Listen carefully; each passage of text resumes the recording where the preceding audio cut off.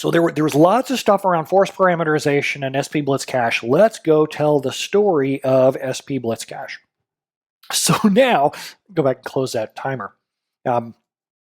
So now we've hit this a couple of times, but now we're going to hit it for real.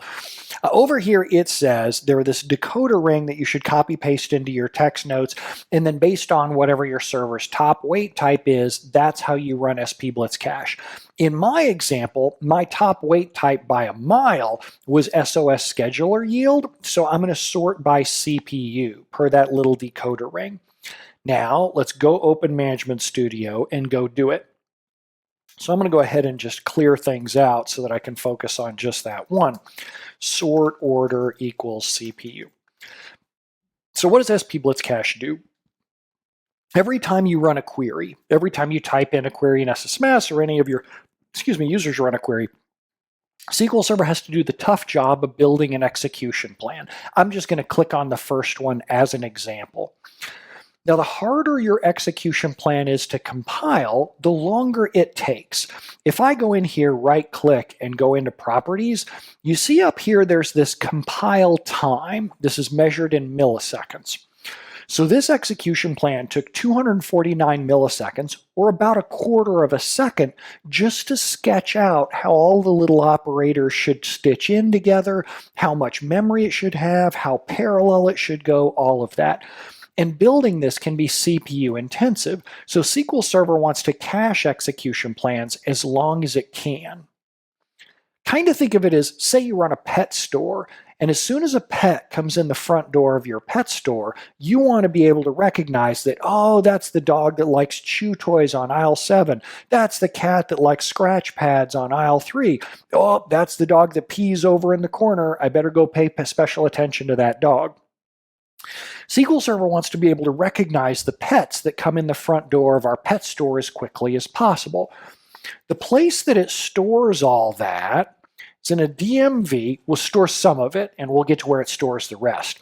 Select star from sysdm exec query stats. And I'll just get the top 100 just to get a small sampling here. So here, what I have here is a whole bunch of SQL handles, which joins back to queries, basically. Plans, which joins back to their execution plan. The time that they were created, the last time that they were run, how many times they have run, and then things kind of start to go downhill, and they're a little less intuitive. Worker time is actually CPU.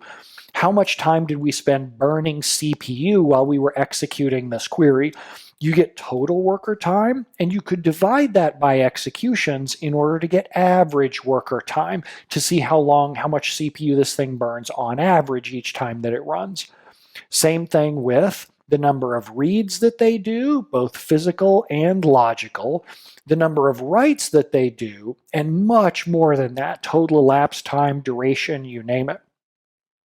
What SP Blitz Cache is doing, come back over to SP Blitz Cache, when I say sort by CPU, what it's doing is it's going into sysdm exec query stats, and it's sorting by total worker time in this case, which shows me the queries that have been using the most CPU. And normally, you can jump right into there and start knocking out the queries at the top. But sometimes you can't, and that's where our good old prioritized warnings come in, down at the bottom. So it's not just about the top 10 queries in your plan cache, it's also about what we found in the plan cache. And notice number 1, it says, I have about 1,000 total plans in my cache, 100% were created in the last day, 90% in the last 4 hours, and 24% in the last hour. What this means is that I can't really rely on the stuff at the top. The stuff at the top right now on my server, 90% of it is from the last day. I am only looking at workloads from the last day. Normally, if you think about a person who owns a pet store, as pets come in the front door, within a few days, you've seen most of the pets that are coming into your store. They come in over and over again. They go buy squeaky toys, chew toys, whatever.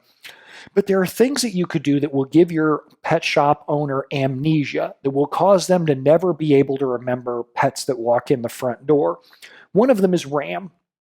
If you try to host more databases than you really should on the RAM that you have, the example that I always use, holding up kind of jokingly, is my iPad.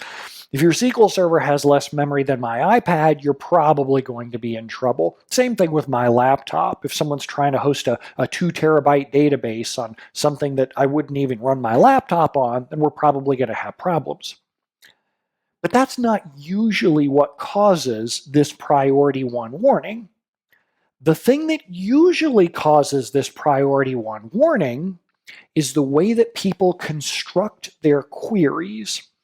And I've written about this over here on this URL. Just like with all of our scripts, you can copy paste the URL out in order to see more details. But I'm going to show it to you live because a couple of you asked questions about this. So I'm going to go pop open a new query. I'm going to run dbcc free proc cache, which normally you shouldn't do in production, but here I can do because I've already got the results of SP Blitz cache in another window, so I'm not really worried about it. I'm going to say dbcc free proc cache, select star from, switch over into Stack Overflow. So select star from DBO users where display name equals Brent Ozar. I'm going to go that twice. Oops, let's put in a semicolon there so that we're good data professionals. And then I'm going to run SP Blitz cache. Now before I do it, I need to create an index too. Create index IX. Oh, I did the Roman index thing. I'm not supposed to do that. Name on DBO users, display name. I'm going to create an index just to give SQL Server some decisions to make. And then I'm going to go free my plan cache. I'm going to run 2 identical queries, and then I'm going to go run dbcc blitz or SP Blitz cache. Now, the contents of the 2 select queries, I'm not really worried about. What I'm really worried about is this down here, the results of SP Blitz cache. SP Blitz cache says I have 1 query, and this 1 query was executed 2 times. This is plan reuse. This is what I want to see. When the same pet comes in the same door of my pet store every time, I want to be able to recognize that pet at a glance. Because what that lets me do is it lets me total up how much CPU reads and writes this query does. If I see them over and over again and recognize them, I'm able to add up total metrics. What if my queries are written in a way that everything is hard-coded in literally? These 2 are really the same query. But if I execute them, and I put the single quote in the same space, if I execute them, now I have 2 different plans in the cache. Things that I find really funny, these 2 plans even have 2 different costs. One says Brent Ozar, one says Lady Gaga. They have slightly different costs based on how many rows SQL Server thinks is going to come back. Each of them have only been read one time. Each of them have different number of logical reads and so forth, different totals of logical reads. This is the problem that people usually run into for those of you who have the priority 1 warning in SP Blitz cache saying that a great deal of your plans only go back the last 1 to 4 hours. The problem is that you've got maybe only a few queries that come in the front door of the pet store, and they're always wearing different disguises. Sometimes they wear a sweater, sometimes they wear a t-shirt, sometimes they're dressed like Superman, whatever. To find the queries causing this, what you do is go to that URL, and I've got more information. I've got a blog post explaining how it works. And then in here, there's a section under the developers probably aren't parameterizing their queries. This is by far and away the biggest cause for it. I'm going to go click on that, and I use that exact same answer with example with Brent Ozar and Lady Gaga. And then here you have a query you can run to go see which queries are showing up multiple times in your plan cache. Here's where things get a little tricky. These queries might be fast. These queries might actually be quick. Like in my case, each of those queries is running within a millisecond. The query itself isn't the problem. The problem is the fact that it's coming into the plan cache over and over again and blowing other things out of the plan cache. And you can't add up the totals for these queries as easily. It can be done, it just requires more work and scripting. You can't add up these queries as easily as you can when the queries are parameterized. So what's the fix? Well, one fix is that you could take this query, hand it to your developers and say, hey, go find where this is in the application, and can you go parameterize it? And I've got links to what parameterized SQL really looks like inside that blog post. But what ends up happening is people go, oh, I can't do that.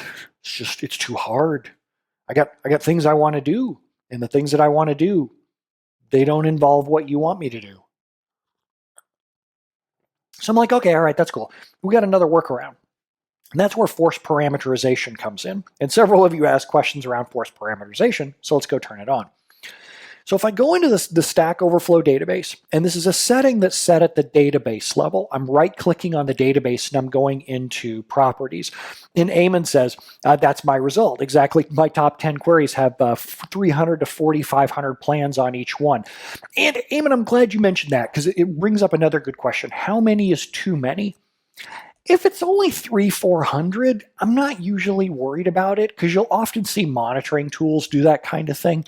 But if you have the problem where your server can't cache more than a couple hours of queries, then I am worried about it, even if it's only 300-400 plans, because it makes you way more susceptible to parameter sniffing, which I talk more about in some of my other classes. Jonathan says, I have several queries with like 25,000 plans in the cache. Welcome to Zombocom. Matt says, what if I rebuild my indexes during my night as maintenance? That flushes the plans out of the plan cache. Yes, it does. And that's not usually a good thing, rebuilding them every night. So for that, I'm just going to say group by, what is it? Group by defragmenting. There it is. So Matt, in your case, I would watch that video and just rethink about how often you rebuild those indexes. Every night is probably a little ambitious just because you are clearing out the plan cache. Am I going to say that it's never appropriate to rebuild all the indexes every night? No, it's just that you're causing the problem that we're talking about here, so just be aware of what you're doing there with that risk. Chandra says, does this scenario work for databases with reporting needs? I ask because every report developer has their own query and there are multiple teams involved. I understand if this is an application to be DB, but I'm wondering about what data warehouse styles are. For data warehouses, I'm going to hold that until we talk about the different sort methods. But the approach absolutely does work. It's just going to depend on what you sort on by like average CPU or average reads. Okay. Chandra, I also got this. Chandra, if you go into the URL in there, there's more details, but I'm going to link it to you anyway. So here is the documentation. So Chandra, that one's this one here. That gives you the answer to that question. Okay, so coming back in through here. So now back to forced parameterization. So what I'm going to do is I'm going to right-click on the database and go into properties. And one of the nice things about this is because it's a database level setting, you can change it just on the third-party databases or specific vendor databases that are having the issue.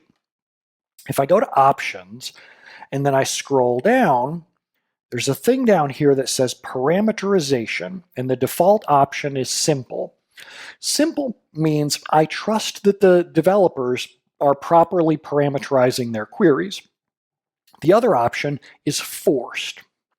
What forced does is every time a pet walks in the front door of your pet store, SQL Server says, hold on a second, I'm going to strip all the costumes off this pet so that I can see who it really is. SQL Server strips the literals out of the query and turns them into variables for you automatically so that then SQL Server can say, oh, that's Bowser. I see this dog all the time. I know exactly what he wants. I don't know why he's in a fireman's costume. Get over there, Bowser. So let's turn it on. And I'll show you the pros and cons. Let's go turn on forced parameterization and say, okay. Now I'm going to repeat the same exact test. Before, when I was running it, I had two different queries for the two different values for Brent, Ozar, and Lady Gaga. Let's see what happens now. Now, eventually, I only have one plan in the cache, and there's a variable, even though my query didn't have a variable in it. Dun, dun, dun. And if I go in and click on the query plan, SQL Server has auto-magically stripped out the literals and turned it into a variable. So now Matt says, I set one of ours to force parameterization and the plan cache decreased by 100,000. Okay, hopefully you didn't just do that now while we're talking, because force parameterization has some huge drawbacks and I need to talk through those first. So stop. If you did it, if you're talking like a friend of yours did it or you heard that, then okay, good. So now, what are the drawbacks of this? Well, now Brent, Ozar, and Lady Gaga get the same plan, and maybe that's good, but maybe it's not so good. Because, for example, what if I have some users that have a whole lot of people that match the same name, like, say, Alex? In here, Alex produces thousands of rows. I may not want both of them to have the same query plan. This is called parameter sniffing, because now everybody's going to get the same execution plan regardless of what parameters they use, and everybody's going to get the execution plan that was decided by the first person who ran the query, not necessarily the best. When you turn on forced parameterization, you are effectively turning on parameter sniffing. Now, I'm okay with that if I need to solve a problem. If my server hasn't been able to cache any execution plans and I want to start analyzing which queries run the most often and use the most resources, this setting, force parameterization, will enable me to cache more plans for a longer period of time, but I may have to troubleshoot parameter sniffing. So in the event that you decide to turn it on, the first thing that you need to do is go get familiar with this video. So in this video, I talk through, it's about 45 minutes long if you scroll down to the bottom, and it talks you through how you troubleshoot and fix parameter sniffing. And there are lots of different ways that you can do it, and I give you all the different pros and cons. It's kind of like getting a box full of tools. There are a lot of options that you have to think through. That's the first problem. There's a second problem, which is whenever you have queries where now we're using variables, SQL Server won't use filtered indexes. What if I created an index? I'm going to drop my indexes. What if I created an index, ix display, I did it again, I did the Roman filter, display name filtered on DBO users, display name, where location equals London. Let's say that I care passionately about the people who live in London. Actually, I'll go the other way around. Location display or location filtered. And let's say I'm going to show all of their locations where display name location. That's what happens when I write demos on the fly, where display name equals Alex. And go. So filtered indexes are just basically an index with a where clause. And the cool part is you can hyper-index one specific part of the table that you care a whole lot about. So now let's go back up to our original query. And let's say that I'm saying select location from users where display name equals whatever. I want this query to use my finely crafted index. Let's see if it does. I'm going to free the plan cache, and then I'm going to run my select from users where display name equals Alex. If I go look at the execution plan, SQL Server chose not to use the Haley can't teach old dogs new tricks. That's so true. So SQL Server chose not to use the index, even though there's a perfect filtered index that exactly matches what we're trying to do. The reason why it chose not to use it is if we go over here, it says unmatched indexes. There was an index that exactly matched what you were trying to do, but I'm not allowed to use it because this query is parameterized. Because if this is a parameter now, if I can't trust that display name equals Alex, SQL Server has to build an execution plan that's safe no matter who you run it for. Like, if I turn around and run it for Brent Ozar, it has to do a clustered index scan, because Brent Ozar is not in this filtered index. So there are two big gotchas with force parameterization. First, you're turning on parameter sniffing. Second, you're turning off filtered indexes. There are tricks that you can use to get filtered indexes to work. It's just much harder when you turn on force parameterization. Now, two of you just asked highly related questions. Great minds think alike. So one of you said, Jerry said, since force parameterization is per database, how do I know which database to turn it on for? And L. Fox says, I've got 80 databases, 31,000 plans in the cache, and parameterization ain't one. 97% were created in the past 24 hours. Okay, so up here on that link, hold on, maybe I didn't post the link in. I didn't post the link in. Oh, okay, let's go back to it. So let's go back over here to the you, and here. So why multiple plans for one query are bad. And this is in the links from the original SP Blitz Cache thing. I'm just going to direct you straight over into this so that I can get right into that one. In here, where it says why multiple plans for one query are bad, if you go and run that with query, go run that in production, the thing that's going to come out of there is the list of queries. Start clicking on the sample query plan, and then you can see which databases they're in. It's possible that you have a software as a service type setup where every client has their own database, and you truly do have lots of different queries just in different databases. At that point, you can't really help it. You don't want to turn on force parameterization for all of them because plans are still cached at the individual database level.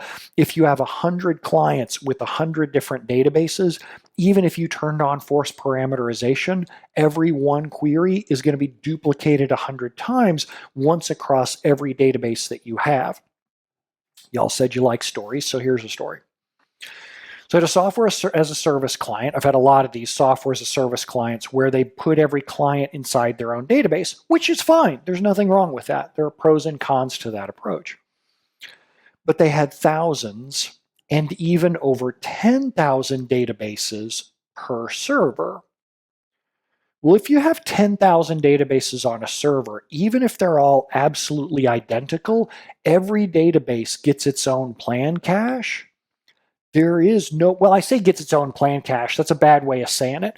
It's all one big plan cache, but everybody's fighting for the same amount of resources. And every database caches its own plans.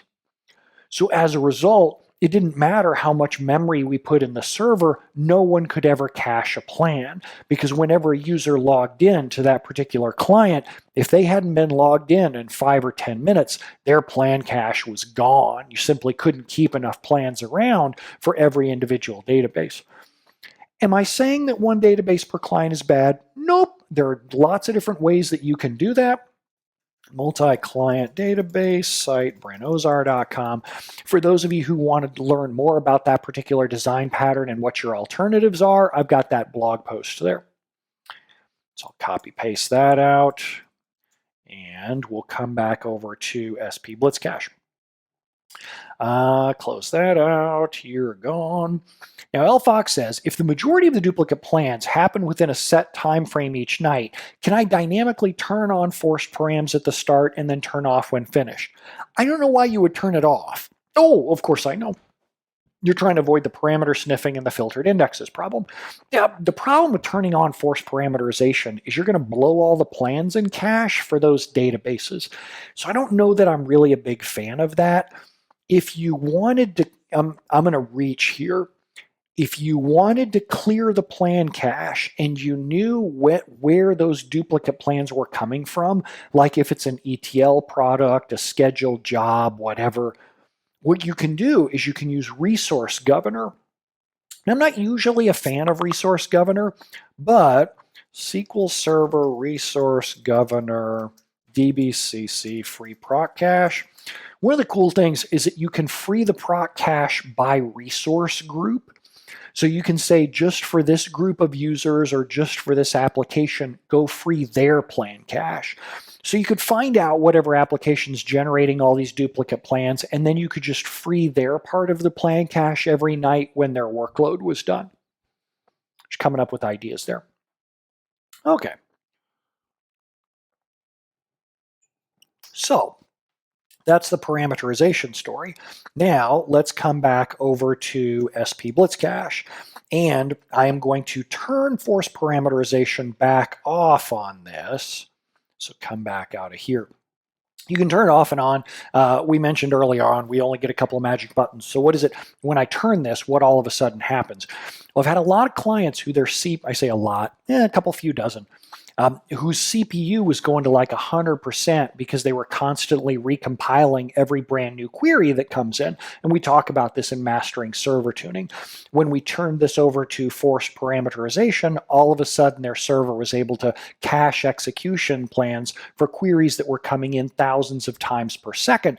All of a sudden CPU just dropped from like 90% to 10%. That was the only thing we had to do. Oh, awesome. Matt says, Idera SQL DM is the largest culprit on one of our prod servers. So this brings up a good point. Monitoring tools are often culprits of stuff like this. I've run into this exact same problem with Idera SQL DM in the past, and I've told clients, just open up a support ticket with, here's the queries, I need these parameterized. They have actually fixed them in like 2 service packs or cumulative updates, whatever they call their patches, because I've had clients report that they had success by reporting the specific queries to Idera. Jonathan says, if I turn on force parameterization for a while and I later start hitting parameter sniffing issues, can I turn it back off with no negative consequences? Yes, absolutely. But the one thing that I would say is, if you hit parameter sniffing issues, watch that video, because in that video I describe exactly how to save the execution plans and then feed them back to the developers so that you can say, hey, can you make this query less susceptible to parameter sniffing? Are they actually going to do it? Probably not. But look, I hold boundless optimism that they're going to do the right thing, right? Sometimes people actually do. Lord knows that I usually do not. Brent, you should floss twice a day. Yeah, nope, that's not going to happen. See you next time, dentist. Okay. So I ran SP Blitz Cache with sort order equals CPU.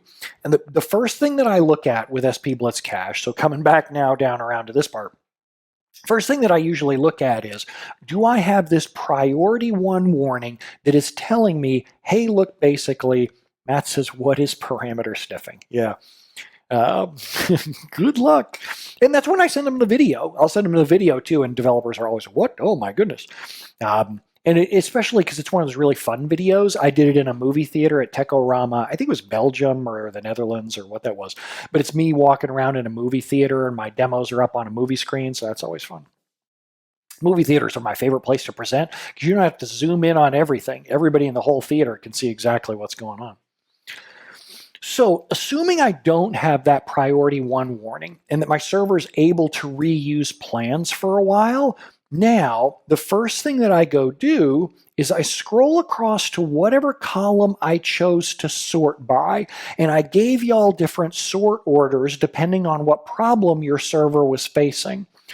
One of you, I want to say it was Chandra, I can't remember which one. Now I'm going to search way back and it's going to take forever. One of you said, I'm in a reporting system. Let's say the first thing that I would do is I would run it in whatever sort order that I gave you, but if you also want to see which individual queries are doing the worst, even when they only run once, you can start the sort order with average. So you can say, for example, average CPU or average reads. That'll find the queries that only run 1 or 2 times, but when they run, they really suck bad. I would caution you, I almost never use that, because the people who are running that query might be running it at a time when no one else is using the server. So I would usually just rather run by CPU or reads or whatever overall, so that I make everyone's experience better on the box as much as I can. Jonathan says, the other thing with this warning, how do you know if the problem is memory pressure rather than non-parameterized queries? I use the iPad trick. I say, look, are you hosting the thing on a SQL server with 16 gigs or less of RAM? If you got less than RAM than my laptop, then go put some more RAM into the SQL server. And it's not that every SQL server needs 64 gigs of RAM. My laptop has 64 gigs of RAM. It's just that I go, the cost of 64 gigs of RAM versus the cost of a consultant troubleshooting it. I'm like, why don't you go put, $1,000 worth of RAM in it just to make sure? If you want, you can pay my rates to troubleshoot on an iPad. I don't mind. I'll do it. I'll take the money. But the result of my troubleshooting may be to tell you that you need more RAM than an iPad. So L Fox says, I will think of questions more this week. Do you accept questions after the class is over? Yes, what you do is you go to the instant replay page. So you go to the instant replay page for the module that's involved, whichever module your question relates to, and then you leave comments at the bottom of that one. So for example, if you have a question about SP Blitz Cache, you scroll to the bottom down here and you, damn it, that's supposed to have a comment thing on it. Let's fix that. I wonder if they all don't in here. They're all supposed to. I bet these don't because it's a brand new class. Oh, I'm going to write this down here real quick. Hold on. I'm opening it up in my iPad. So Brent, hold on a second here in my to-do list. Add comments to these pages. Add comments to FRK pages. So I'll get that set back up so that you can ask questions on the bottom of each of these. Usually all of them have comment boxes on the bottom. I don't know why I didn't enable that on this. Okay, so there's that one. Now, I talked about going to the column that you sorted by. Like, for example, if you sorted by CPU, go to the CPU column and see how fast the decimal places drop down. What I often find is that there are only like a handful of queries that I have to go and fix. And then I'm going to just go focus my efforts in on those queries. I'm not going to talk about how to tune queries inside this class. That's really where the fundamentals of query tuning class comes in. But this script is really all about helping you find out which queries it is that you want to go and tune. Now for some of the parameters that I use on here. One of the parameters that I use a lot is, minutes back. So like, what if you're running in an environment that the server's been up for a week? And when you run SP Blitz Cache, a lot of the queries inside there are backups, index rebuilds, defrags, whatever, updating statistics, overnight maintenance jobs in a data warehouse where people are loading data. And you're like, all I really care about is the queries that were slow over the last 45 minutes. That's where this comes in. You can specify how many minutes back you want to look in the plan cache. What this is doing is it's looking at the last executed column and it's saying, show me only queries where the last execution is greater than that time. Oh, Eamon says, if you want, email me that, Eamon, and I'll dig into it. I don't want to hit it now during live, obviously, but you shoot me an email on that, whichever ones you find, and I'll go dig into it. So it's looking at the last execution time, but there's a catch to this. If I say, show me only queries that ran in the last 45 minutes, you would be tempted to think that all of the metrics in here, like executions, are only going to reflect the last 45 minutes, and that's not true. The only is since the plan went into the plan cache. And if you look at that created date at column, that tells you when the plan went into the cache. The metrics are still all of the time between the created at and last execution. Speaking of which, one of the next questions that you're going to ask is, when does the plan cache clear out? You notice on mine, everything has the same created at column, but that's of course since I restarted my lab and ran new workloads. There are a lot of things that will clear the plan cache, and I'm going to go down and list them, just some of the ones that I hit the most often. Reboot the OS, restart SQL Server service, fail over the cluster, DBCC free proc cache, rebuild indexes, update statistics. These are kind of like a loser's gallery of things you probably don't want to do unless you need to solve a problem, and that's the only way to do it. Because when you do it, you're taking a bottle and breaking it over your SQL server's head, giving it amnesia. And the very next queries that come in will determine everyone else's experiences. Because now you're basically setting yourself up for parameter sniffing every time you do one of these. Every query starts from scratch up against parameter sniffing. And I've seen people go through and rebuild their indexes every night thinking they're fixing they're fixing parameter sniffing when they're actually causing parameter sniffing, because of course you're clearing out the good plans in the cache as well as the bad. Jerry says, I had 29,000 plans in my cache, but when I looked at the offenders, the majority involved temporary tables. Is there anything that can be improved with this? Yes. Paul White has a great blog post, series of blog posts, Paul White temp table reuse. If you Google for, and I'm specifically saying Google for this because he's got several different pages or several different posts about it, Google for Paul White temp table reuse, and he explains how to get temp table reuse, how to get plan reuse with temp tables, and also how to avoid it when you don't want it. Because here's the thing, and I'm going to kind of sum up what Paul's fun takeaway is. If you create a temp table and it gets cached and reused for another session, the contents won't be visible in the other session, but the statistics are. Meaning, I could use a temp table that populates a bunch of data for like a Texas size amount of data. Someone else calls the same stored procedure, which uses a temp table, and they only call it for a tiny state like Rhode Island, but the Texas statistics are still in place on the temp table. So stats can get reused even though the temp table's contents start again from scratch. There are times when this is a good thing. There are times when this is a bad thing, and Paul White talks in more details about it.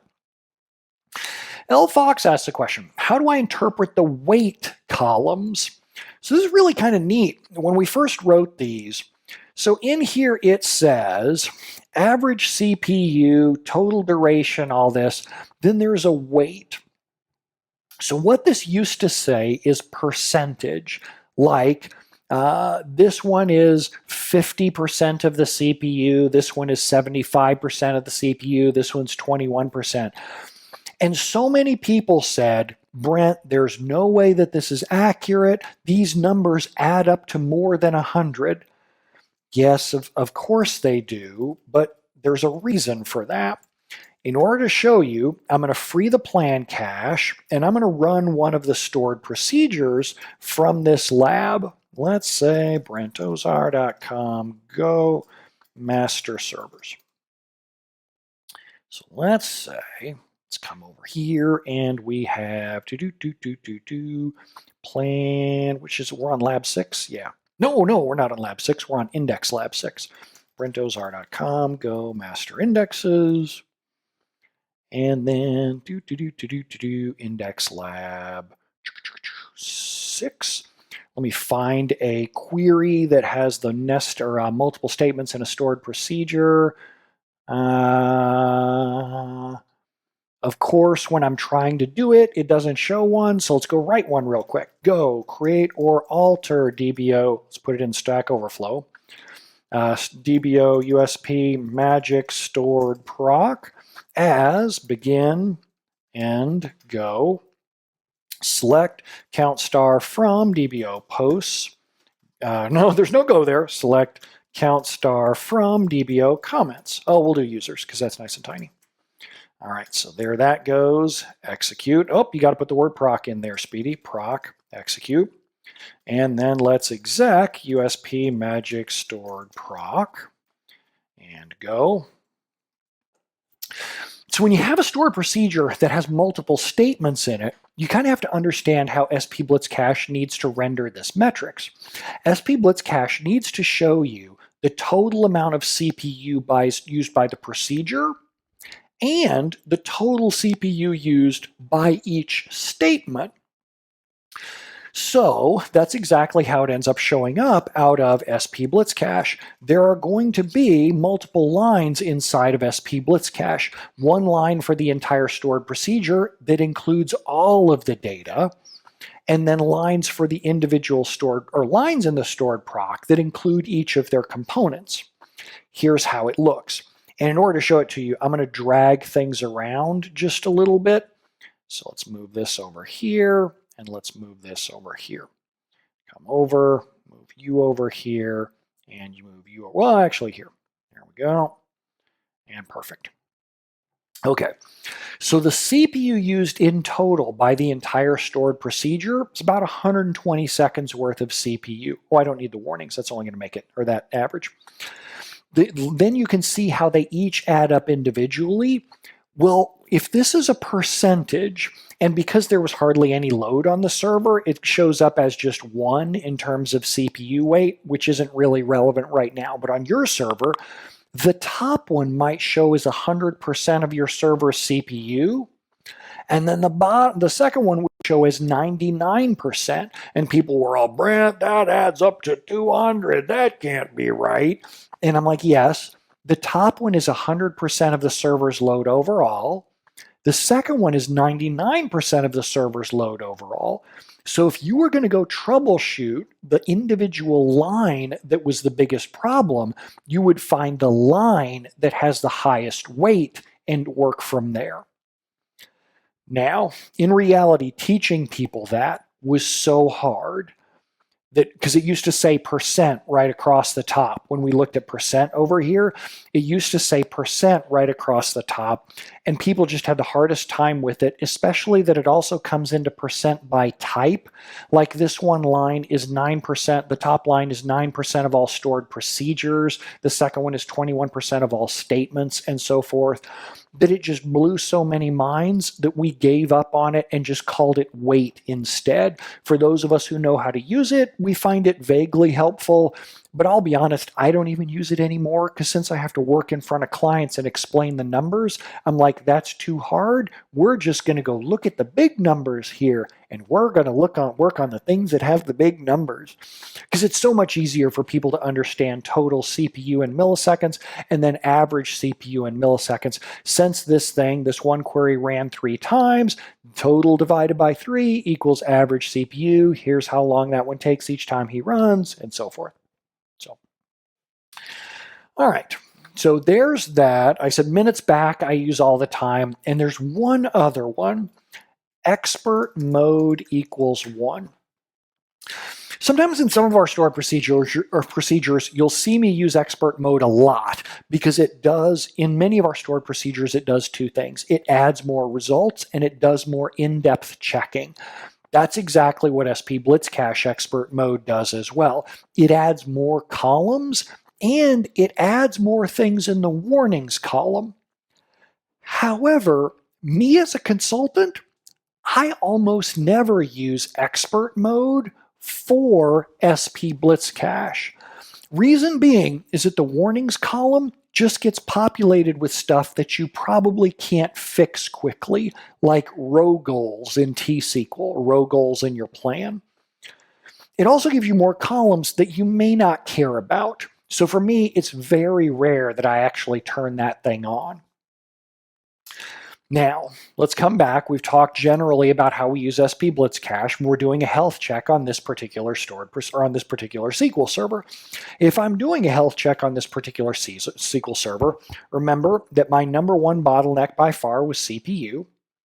So now I went and looked at the top queries by CPU. Now, of course, the numbers are wacko on my box because I ran a load test for a fairly brief amount of time, but I may say something like, the top queries by CPU are USP, and I'm going to move things around just a little so that I can see them just a little bit better here. Whoops.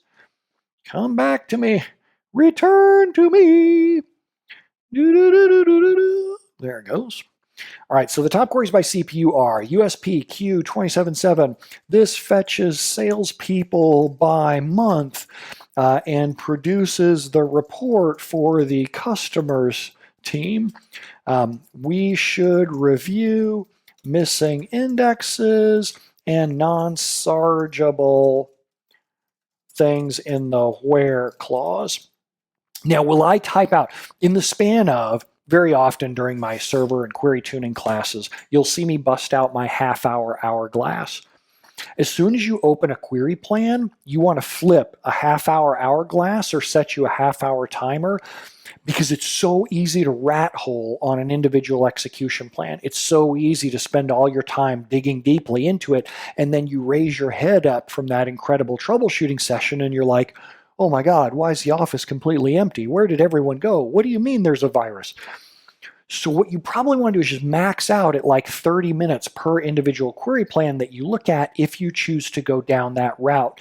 If I'm doing a one-time or a health check for somebody and I need to fit it in inside of like 2 hours, I may not even be able to review the plan specifics. I may even just have to say the top queries that I need my developers to look at are going to be these.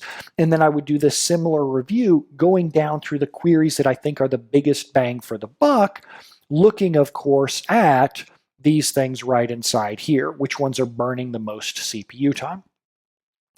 Jonathan says, how do you hunt down queries that look like this? Fetch API cursor. Joe Sack has a post on that. Joe Sack API cursor. And it is, here you go. Copy paste that and paste it in right there. Ta-da! So funny because it's like a 10-year-old blog post. It's funny with what sticks with you. It's kind of terrible how that works. Okay.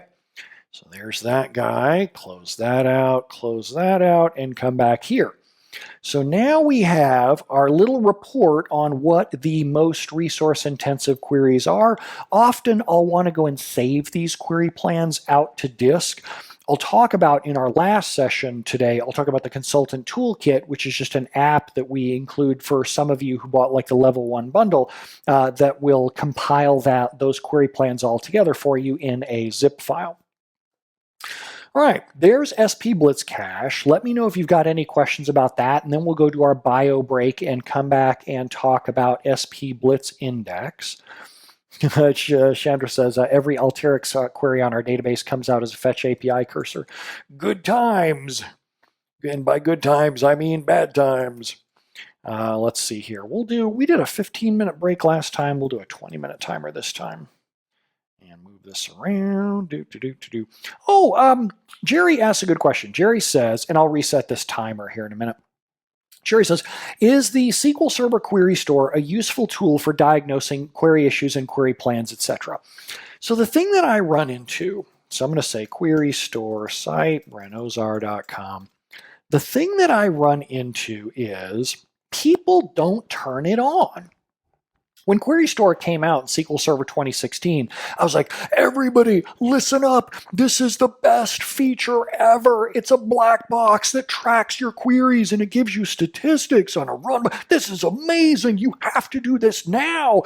And I put in warnings in SP Blitz telling you you've got to turn this on. I sent emails to Constant Care customers saying you got to turn this on. It's important. All I got was crickets. People didn't seem to want to use it. And then when I asked them why, they said things like, I turned it on and it made my server fall over. I was like, wait, what? Oh, hold on, what? And there have been all these bugs with it. So Query Store site, SQL Server Updates.com. There have been all these bugs with it where it would fill up your drive because the cleanup wasn't working. CPU would go out the roof. Oleg nails it. Query Store sucks when you have tens of thousands of ad hoc plans. Like many of you are discovering now that you have 25,000 plans for the same query. The defaults initially had all kinds of terrible settings about how it was trying to capture every single query.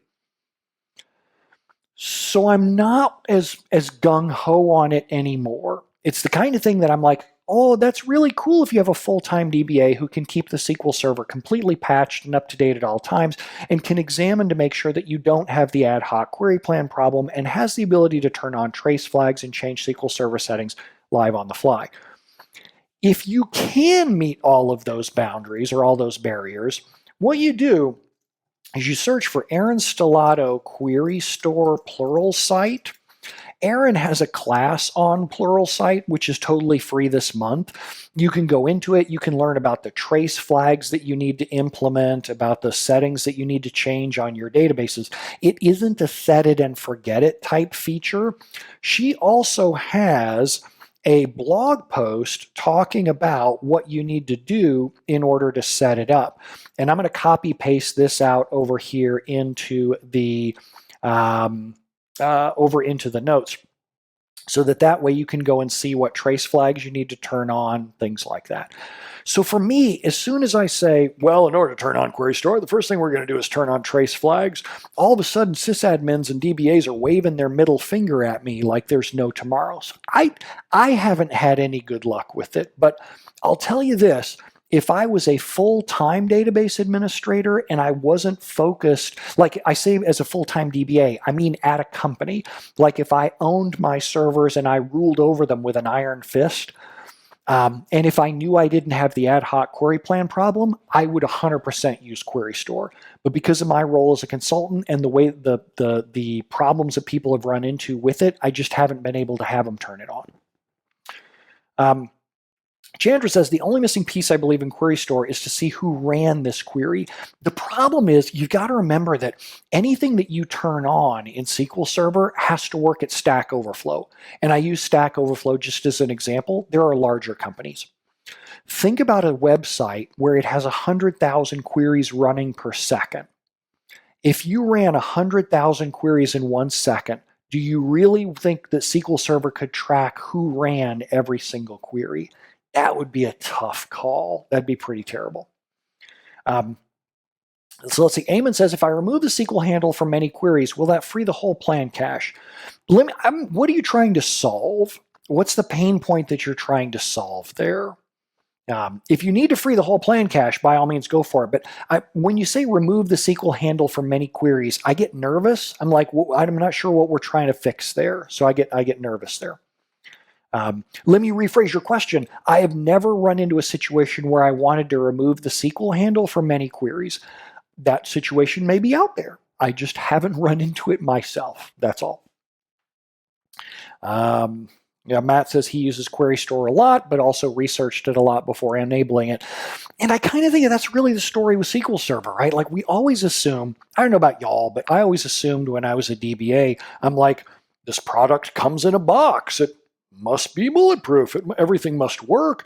If I push this button, I won't have problems, right? And then you learn over time that as the more they bring features out and you push those buttons, you're like, oh, this box doesn't smell good. It's not that SQL Server is a bad product. It's a wonderful product. But when features come out, maybe wait 6 months. Maybe wait 6 months and see how they go.